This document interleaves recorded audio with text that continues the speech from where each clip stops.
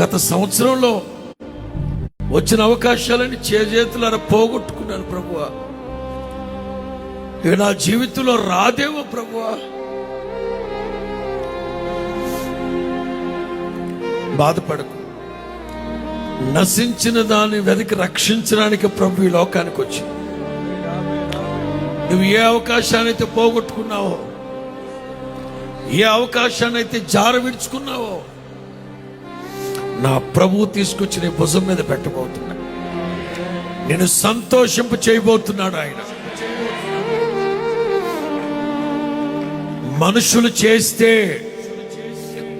ఒక్క పూటకి సరిపడానే చేస్తారు. అబ్రహాము హాగరికి చేసింది ఒక్క పూట కూడే, కానీ బోయజు ఆవిడ జీవితానికి సరిపడా ఇచ్చాడు. బోయజు కంటే గొప్పోడు నా ప్రభు. బోయజు కంటే గొప్పోడు నా ప్రభు.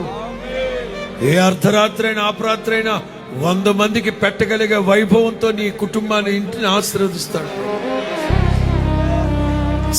చాలినట్లుగా కాదు, గిన్నె నిండి పొంగి పొరినట్లుగా ప్రభు దీవిస్తాడు.